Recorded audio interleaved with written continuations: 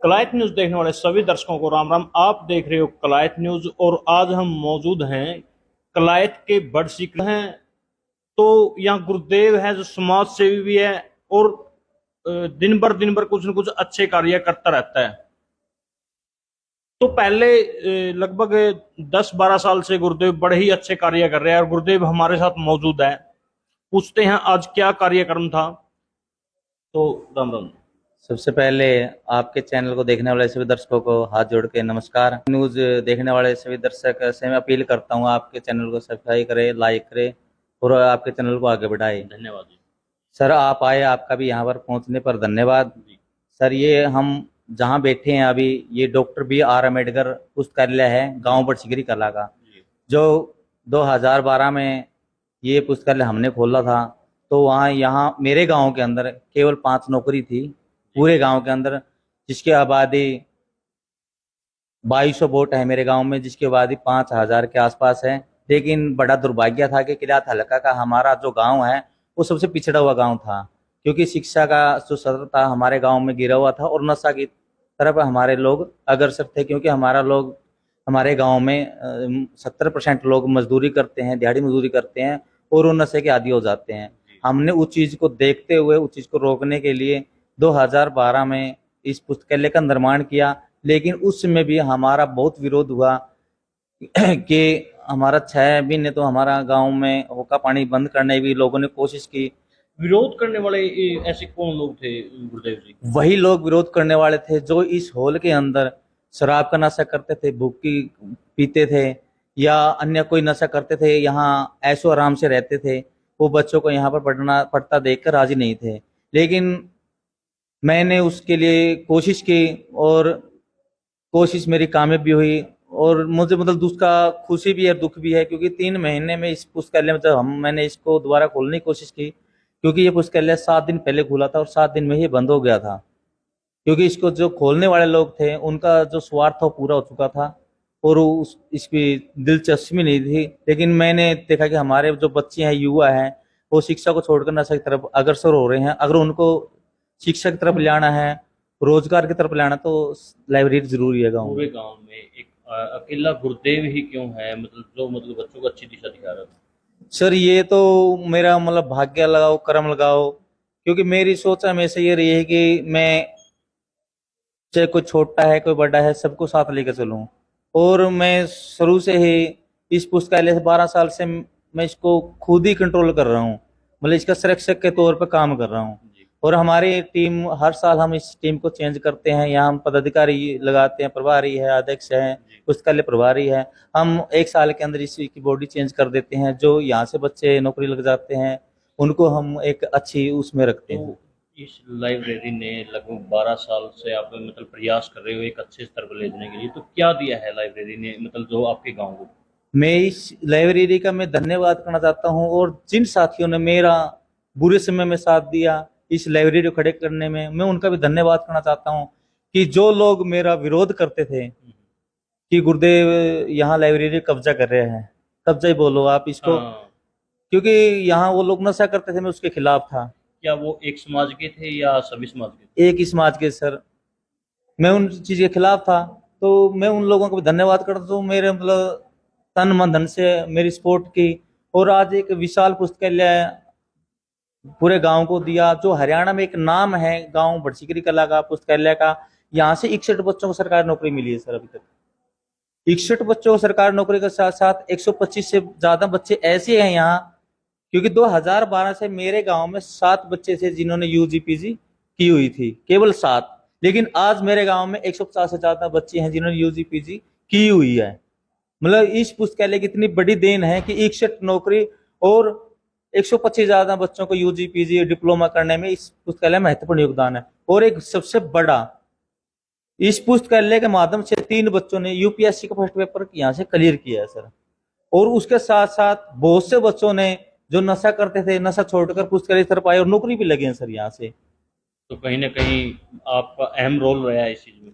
Sir मैं तो इस चीज को मतलब अपने ऊपर नहीं लेना चाहता है, क्योंकि सभी का योगदान तो की है ना गुरुदेव जी? हाँ सर, शुरुआत तो की है, लेकिन शुरुआत भी की है और अभी हम इस पे काम कर रहे हैं।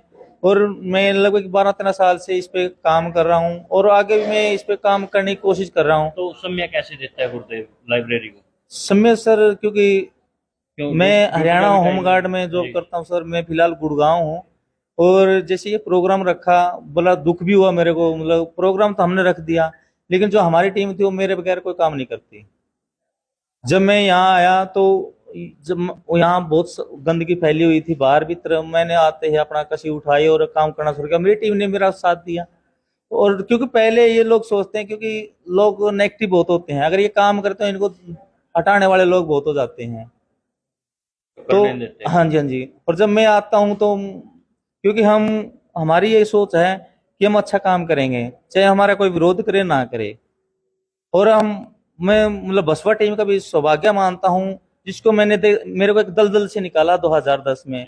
मैंने छात्र राजनीति भी की 12-13 साल, और वो जैसे दास भी संगठन तो उसमें काम किया। 2019 से बसपा संगठन में काम कर रहा हूँ। और जैसे हमने 64 लाइब्रेरी खोल ली गांव गांव जाकर, और 36 बच्चों को हमने मतलब अपने कक्षा में पढ़ाया भी है। और 21 लड़कियों की भी शादी में हमने बसपा टीम के माध्यम से एक पेटी 11 सूट और 1100 रुपये का शौक भी किया है। और उसके साथ साथ हम नशे पे भी काम कर रहे हैं, ताकि हमारे जो गांव हैं, शहर हैं, वो नशे से मुक्त हो सके। और उसके लिए मैंने 2023 में टीम के माध्यम से, टीम का सहयोग से कैथल जिले में एक साइकिल यात्रा निकाली थी, नशा छोड़ो जिंदगी बचाओ शिक्षा पाओ के अभियान के तहत। और 388 किलोमीटर मैंने 5 दिन में साइकिल चलाकर 80 गांव में प्रोग्राम भी किया, और टीम ने मेरा बहुत साथ दिया सर। तो गुरुदेव आपके मतलब क्या रहेगा कि कितना और जो लड़ना पड़ेगा मतलब नशे के खिलाफ, या जो बच्चे पढ़ाई से वंचित रह जाते हैं उनके लिए क्या कहोगे?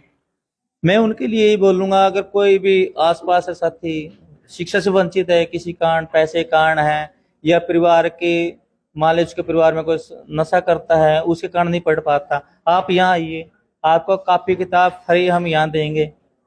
यहाँ आपको हम 2 टाइम चाय भी देंगे फ्री। आपकी हर चीज की यहाँ मनोकामना पूरी करेंगे। वाटर कूलर लगा है, एसी लगा है, ये वाईफाई लगा है, हमारे सब सुविधा है सर। यहाँ ऐसी कोई चीज नहीं है जो हमारी लाइब्रेरी में नहीं है। हमने कम से कम 12-13 साल में यहाँ 15 लाख रुपया का सामान जोड़ रखा है।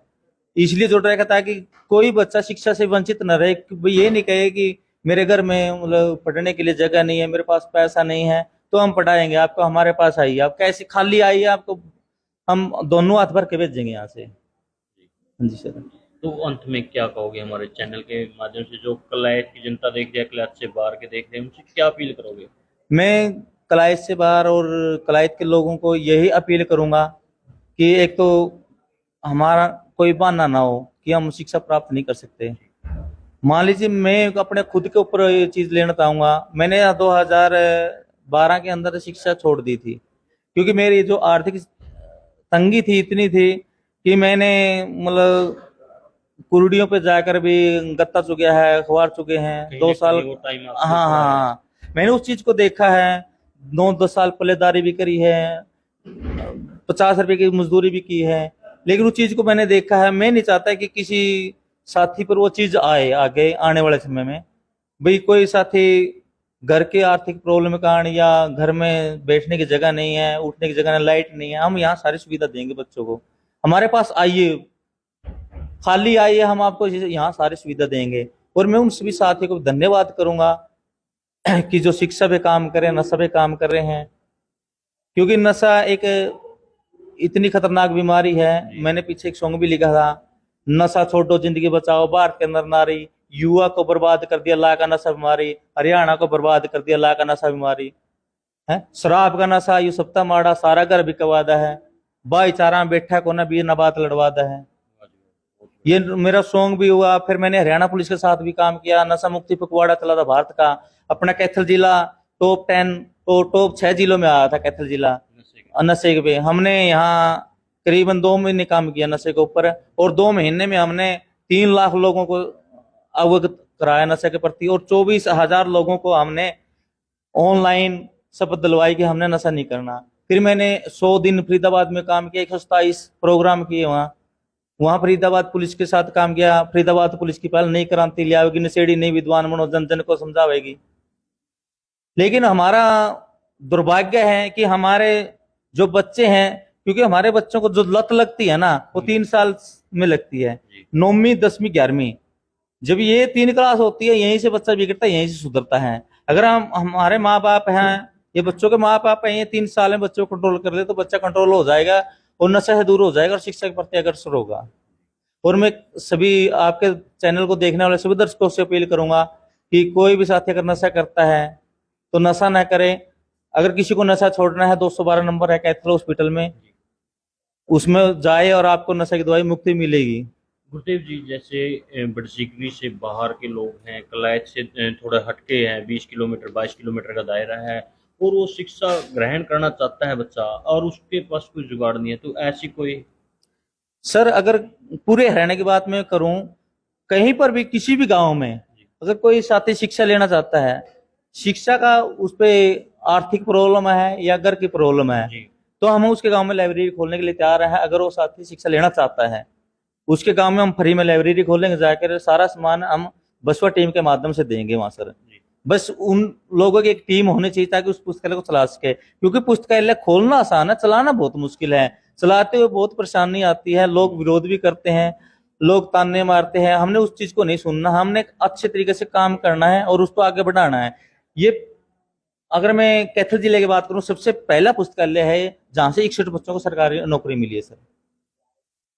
तो ये गुरुदेव जी हैं, अच्छे समाज सेवी है, 11 लड़कियों की शादी करवाई है और 12 साल से जो यहाँ लाइब्रेरी बड़सिकरी कला में चला रहे हैं, तो ये इनकी देन है। और आपको क्या लगता है, आप भी आपकी राय कमेंट बॉक्स में सभ्य कमेंट के अनुसार रख सकते हैं और गुरुदेव के बारे में जरूर बताना।